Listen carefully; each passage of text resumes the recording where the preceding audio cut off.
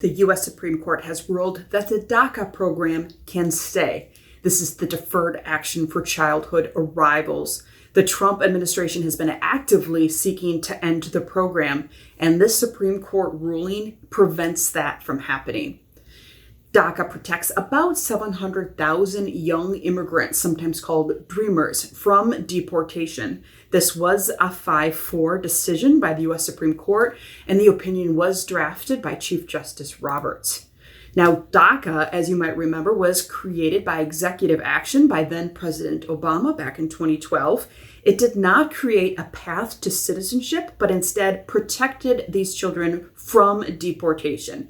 Children brought into the United States by a parent did not have citizenship or legal permanent residency, but the DACA program was a stopgap measure to shield these children from deportation. The protection lasts 2 years and is renewable. This means the DACA program has meant that these children have permission to remain in the country. They are eligible to get a work permit, able to get job-based health insurance from employers who offer it, qualify for things like in-state tuition, qualify for education, grants, or loans in some states, may also qualify for state-subsidized health insurance, but there was a carve-out in the Affordable Care Act that they would not be eligible for federal marketplace insurance.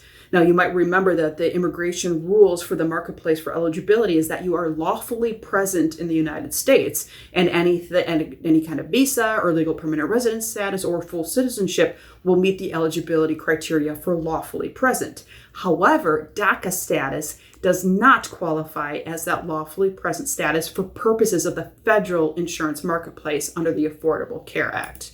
Now, the ruling itself, the Supreme Court ruling, doesn't go into the merits of DACA per se. They stick largely to the procedural measures of this case. And Chief Justice Roberts said, "We address only whether the agency complied with the procedural requirement that it provide a reasonable explanation for its actions." So when the federal agency was asking permission to end the DACA program, the Supreme Court says they didn't provide a reasonable explanation for its actions, and they're sticking just to procedure, not to the merits of the DACA program itself. Key takeaways from this decision is nothing changes. Status quo.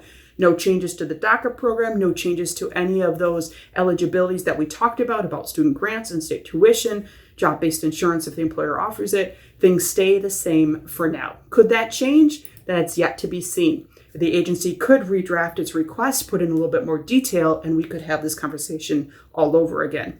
You can read the Supreme Court opinion. We link to it in the description below. We also share an article that was posted in the New York Times that goes into much more detail about what is DACA and some of the benefits that students or children might be entitled to under this program.